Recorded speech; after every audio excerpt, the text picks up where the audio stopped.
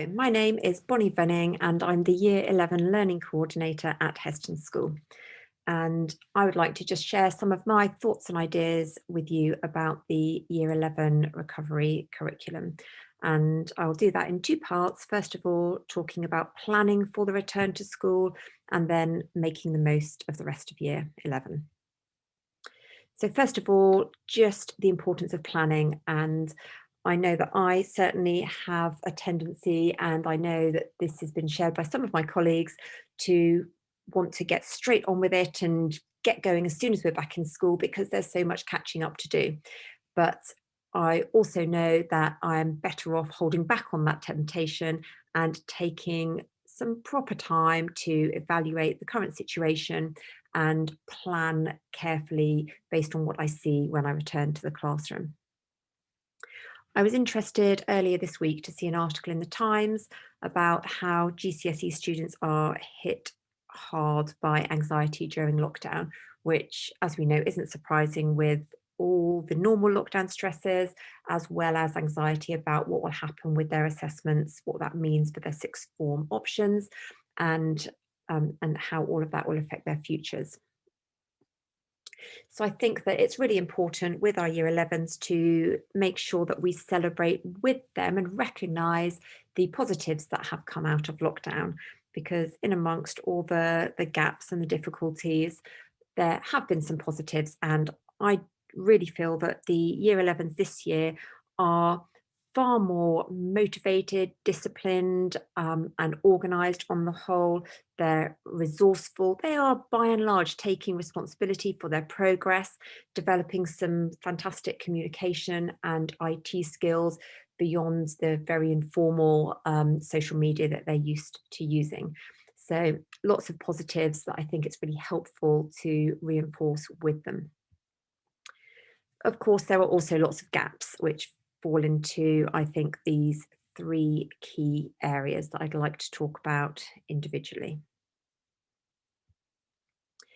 So one of the things that we did when we returned to school in September was planned an extended return period where students spent most of the week in their tutor groups looking at planning for their year, looking forward to their year, resetting routines, but also picking up on some of the things that they will have missed while they were out of school.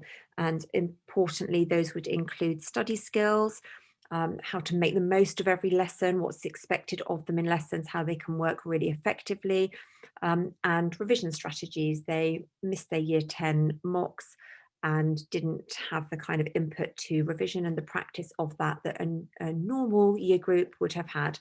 So we took time to catch up on some of those things with them.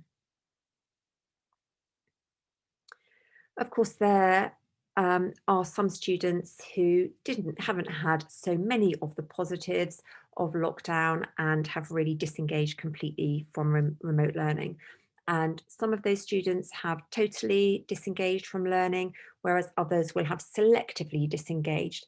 And I think it's really important when we go back into our classrooms for us to know exactly which students fall into which category. So which students have made good progress, are motivated, are moving forward well, which students are totally disengaged and need a different approach and have a lot to catch up across all their subjects.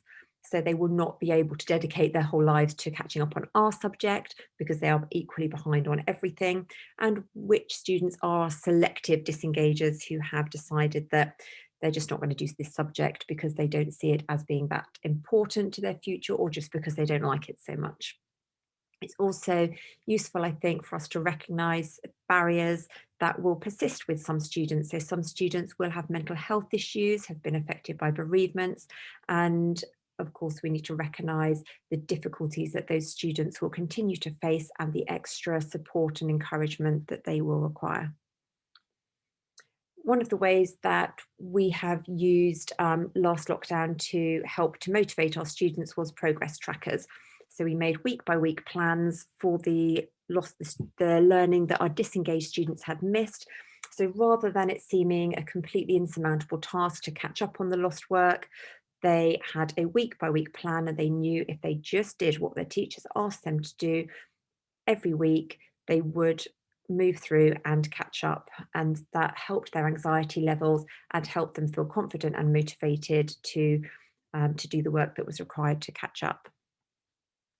Another important idea that we've used is to encourage our Year 11 students to really own their learning, to regularly set their own goals, review those goals, set more targets, and feel that they have some measure of control in this uncertain time. My name is Amanda Fleck and I am Assistant Head Teacher at Brentford School for Girls. And I'm going to look at how we can boost academic maturity for our students, looking at curriculum coverage, explicit links to prior learning and language literacy and oracy.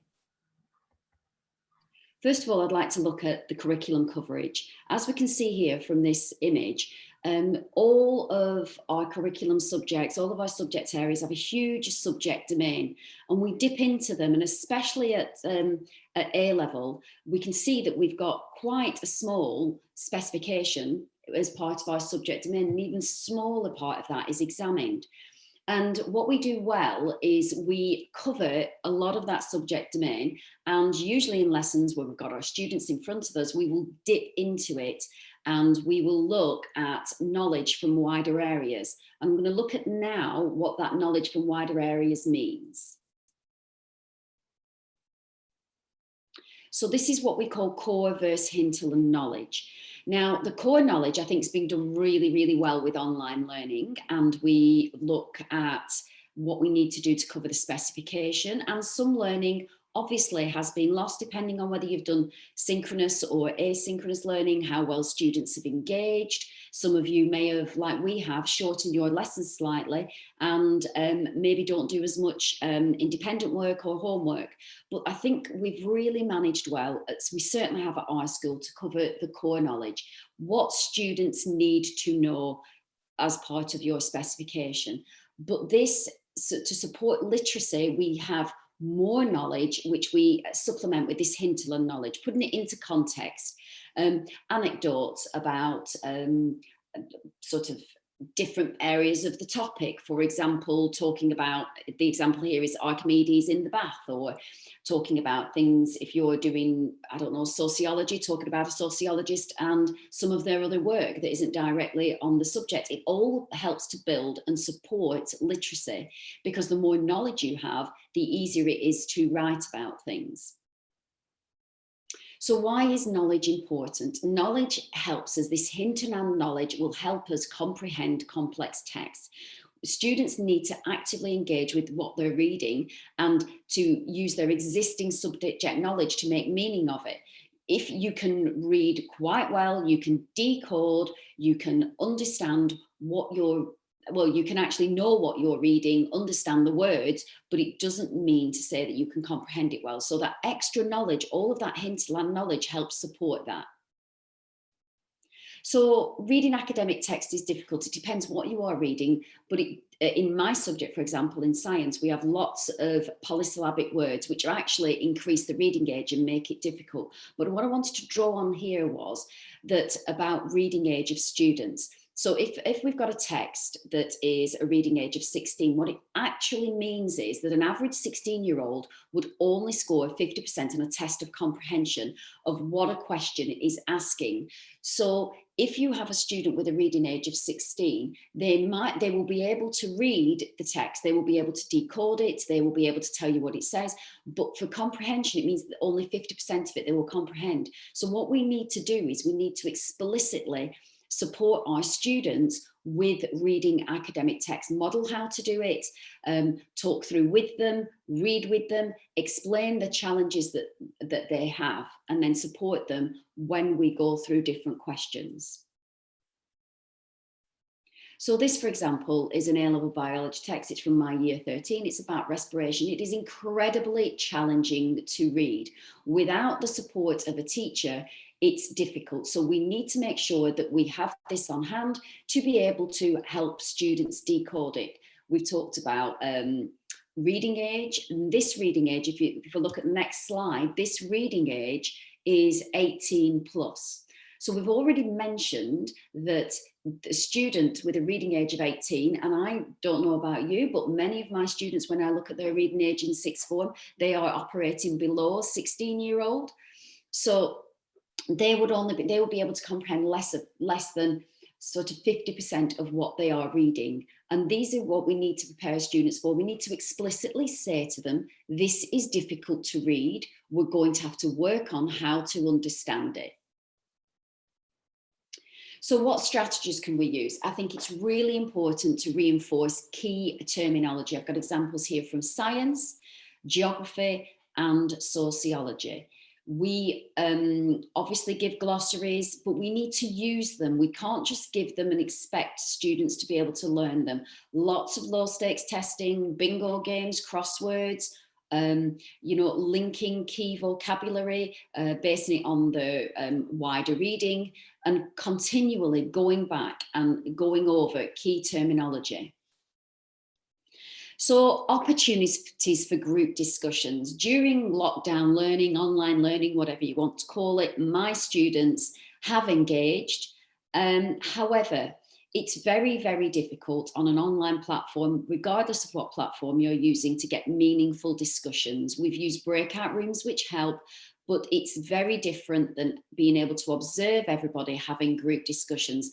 Oracy precedes literacy. Students now, I found, actually communicate really, really well through the chat, but verbally not so well. In the breakout rooms, it's okay, but it's not as good as it would be being able to say, oh, I've listened to a great explanation by 2 students here. Can you share with the rest of the class? It's not quite that easy. So plenty of opportunities need to be provided for those group discussions so that students can actually hear other students articulating their thoughts and ideas. And I'm also a huge fan of getting students back to handwriting, helping them to think about what they're writing, retrieve it from their long-term memory, or actually put down their thoughts or their discussions into words. Explicit links to prior knowledge. I know Geeta's going to talk about this in the next section. What we need to do is we need to be constantly revisiting what they've done during the lockdown learning, what they've done at GCSE, to again build into long-term memory. Have a curriculum map, have a recovery map, looking at what was done in the lockdown learning compared to what we are doing now, and build those explicit links. Signpost them continually for your students in every lesson.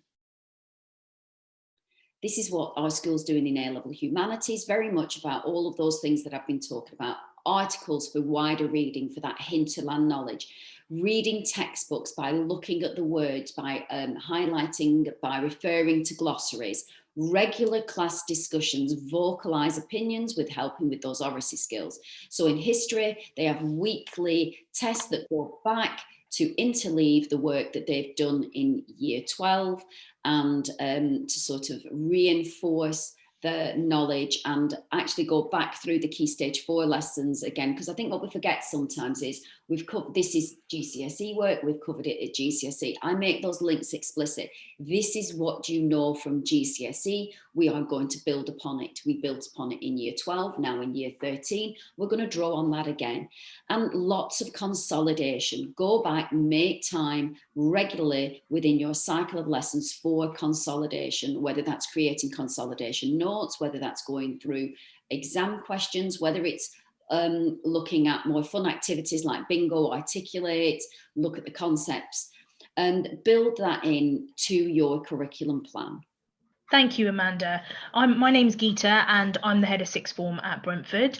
I will be aiming to develop on the aforementioned recovery curriculum of year 11 students with the aim of looking at whole school recovery plans and specific examples on re-engagement and plugging gaps for year 11s into 13 and 12s into, year 11s into 12 and 12s into 13. In the summer term, different groups of staff helped contribute to our whole school recovery plan. And as you can see here, this is an example of our first week back, but this was a week-by-week plan where all students were considered across the curriculum, but also a really key focus on student well-being and re-engagement.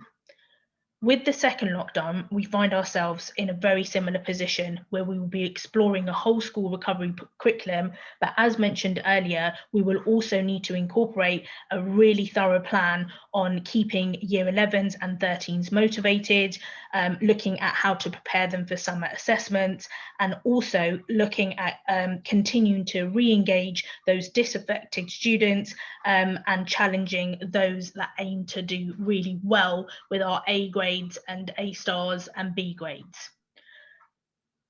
So first of all, as Amanda mentioned, it's really important that we're constantly overviewing the content.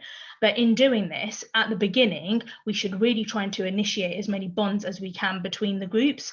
Through the online learning, one of the things that students have really missed is being around each other and that peer support that's so important in the classroom. This is something that we will need to get into the habit of when students return to school, both in the summer term and in September.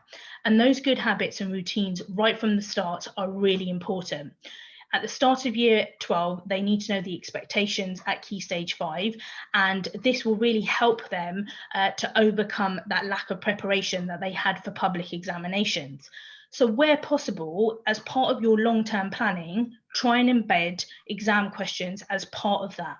You will have to take a scaffolded approach to this because we really need to work on building student confidence, and in doing so, where possible, teachers will need to train and model answers. I think when students come to us, usually in year 12, we forget that they are just that notional 16-year-old that's out of uniform.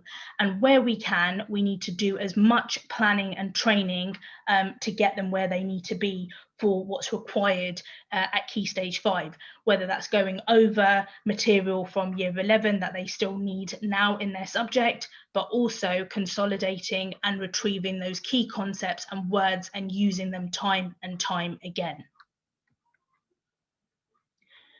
In sociology and psychology, we embedded this interleaving and consolidation timetable. This was to help year 13s revise over the year 1 subjects and topics as part of their independent learning programme.